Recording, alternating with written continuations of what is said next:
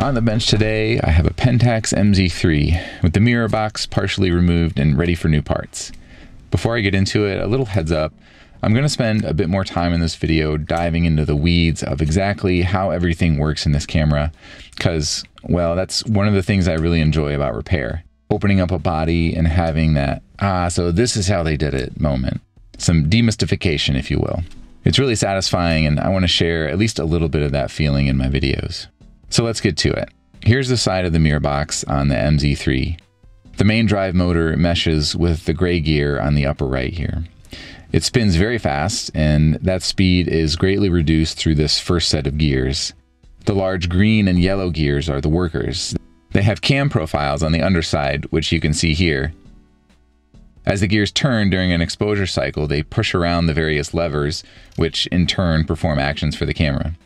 For example, here's the profile on the green gear, which moves the mirror lever and swings the mirror from the viewing position into the taking position. I'm going to remove all the reduction gears first, then I can look more closely at the individual levers on the mirror box.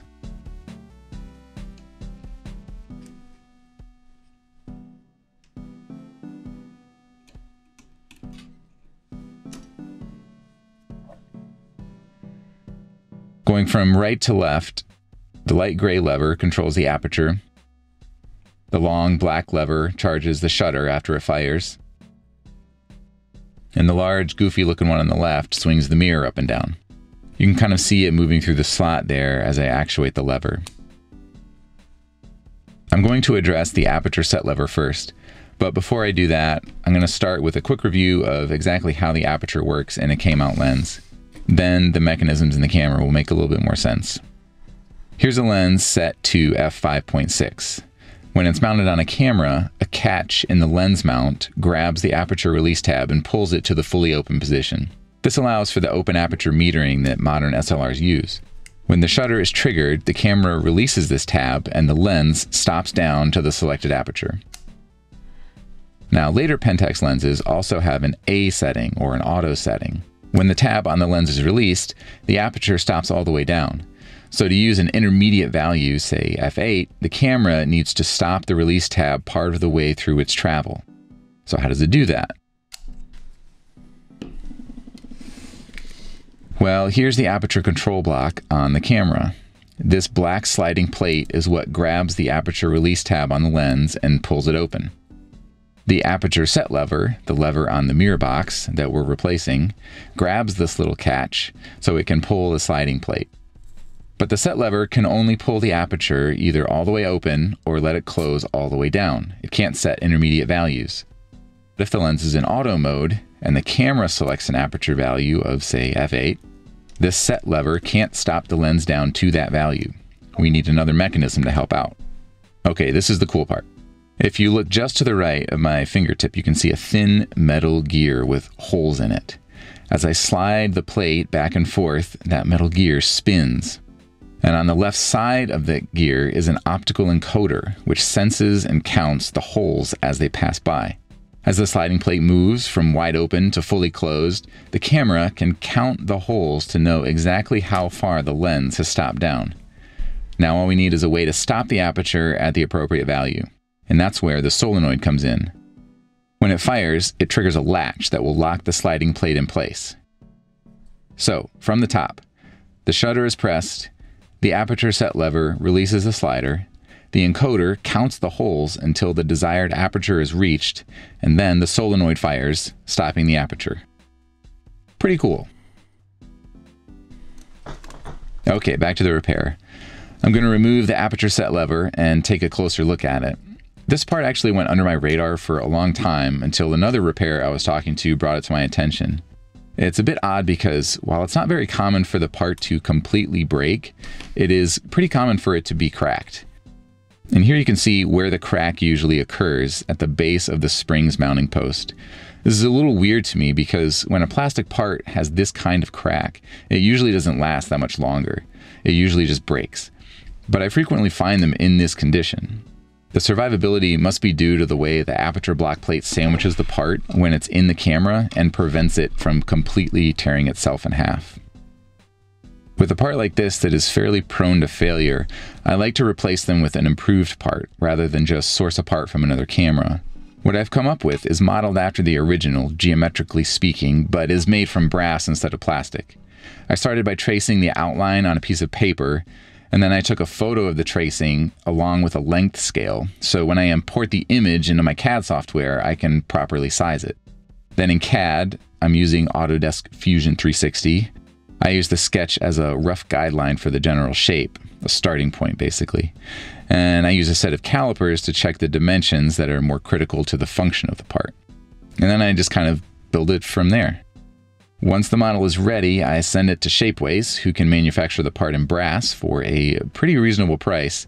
I even discovered that I can put two parts in one model file and get them printed at the same cost, which brings the piece price down to an astonishingly low $6.25. That is insanely cheap for a custom designed brass part, if you ask me. Test fitting this part, it feels a little tight on the pivot post. It doesn't want to seat all the way down. I could press it on, but it really needs to move freely without any resistance. Instead, I'm going to drill out the hole, and that should get it to its proper dimension. It should be noted that even though the brass parts from Shapeway in general are very accurate, there is going to be some dimensional variation. So while the CAD model for this part has the hole sized at 2.0 millimeters, for example, it's probably around 1.95 millimeters in the finished part. When I'm drilling it out, I'm just getting the thinnest shavings off the inner diameter. It's not much, but it is enough to make a difference.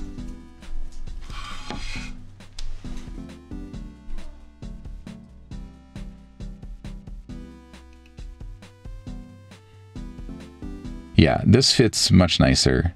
Notice the spring extending from the top of the set lever. That is what catches the slide on the aperture control block. Pushing the lever to the right pulls the slide and opens the lens aperture all the way up. I'll go ahead and install the shutter charge lever as well so I can check the functionality of the new part. There is a teeny tiny spring on the shutter charge lever, and that needs to be attached to the set lever. It sort of ties them together and helps the charge lever return to its home position. Now I will install the yellow drive gear and check the movement of the two levers. Remember the cam profile I mentioned earlier? That's the little rib on the back of the gear. Now we get to see that in action.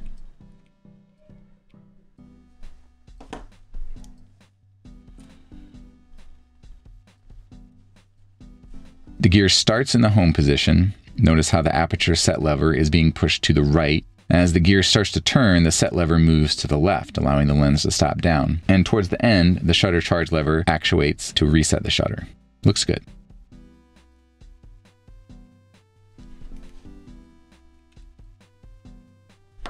Okay, I'll move on to the mirror drive lever next. This is the main tensioning spring that pulls the mirror up into the shooting position.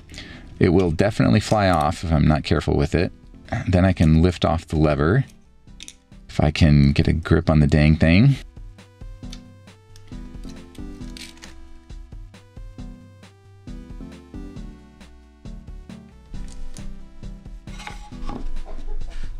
So this particular lever is okay, it's not broken, but it is a part that often fails. The two most common places it breaks are right here. This is the surface that follows the cam profile on the gear.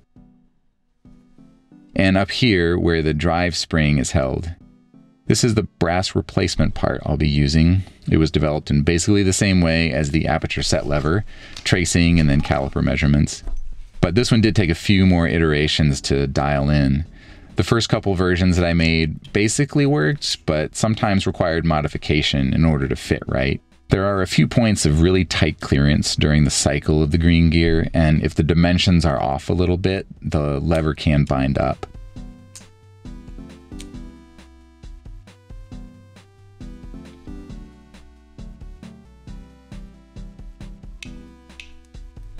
So when I install one of these, I want to feel the gear turn through its entire cycle and make sure there aren't any tight spots.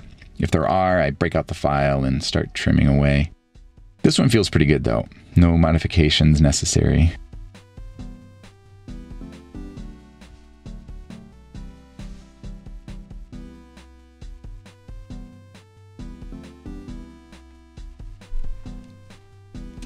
I'll put the dry spring on, and then I can show the complete mirror cycle.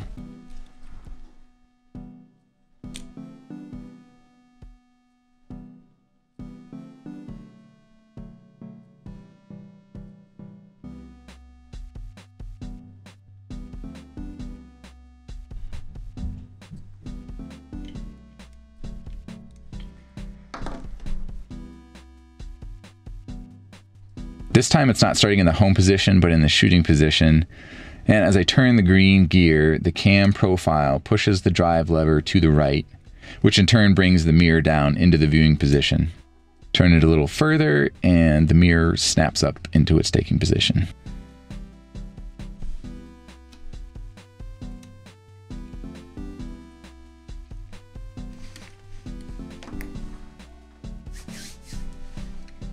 Now on to the part that actually caused the camera to fail, the mirror motor gear. If I look real close, maybe I can actually see the crack in the gear. Yep, there it is, right down the side. You can see the metal shaft of the motor glinting through the plastic there. So I'll take this off and press on a new brass gear.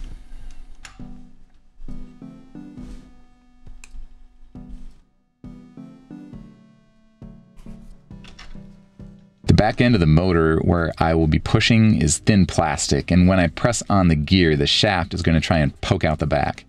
I've actually cracked a couple in the past, so I'm going to support the plastic with this flathead screwdriver. Just give me something firm to push on.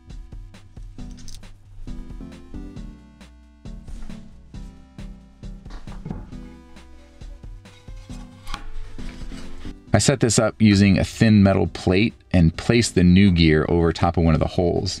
When I press the new gear on, I want the shaft to actually protrude through by about 1 millimeter, and that will put it in a good position to mesh with the next gear in the system. The soldering iron is heating the gear to slightly expand the hole and make the press fit easier. Honestly, not sure if this helps in any meaningful way, but it seems like a good idea. And then I quickly set up the gear and give it a shove.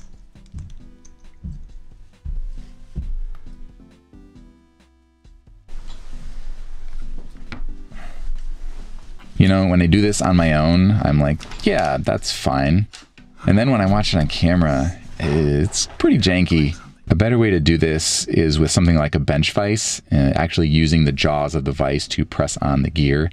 I would have much better control over the straightness of the press, and it would just be a much more controlled application of force. Anyway, it seems to have worked out okay this time. All right, let's get this thing back together.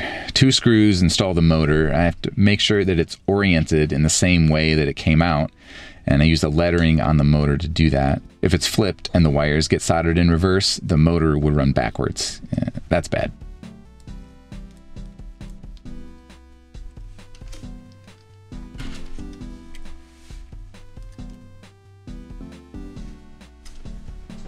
I also want to put a bit of grease on the new parts. The old parts were heavily lubricated from the factory, probably because the levers and the cams are sliding against each other. And high friction surfaces like this are usually good candidates for grease.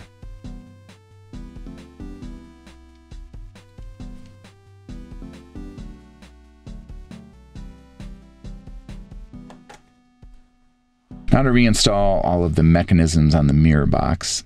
From my previous demonstrations, it should be clear that all the timings of these levers are critical during the exposure cycle. And to make sure that they are all in sync, the green and yellow gears need to be properly aligned. Note the 2 holes where the gears mesh. Those are the alignment markings and need to be directly across from each other.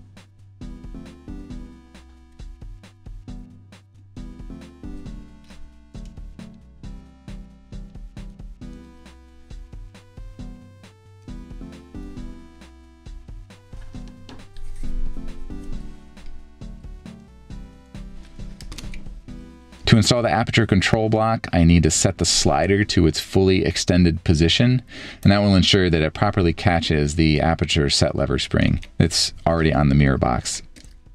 Now I can just work it into place. It can take a bit of finagling.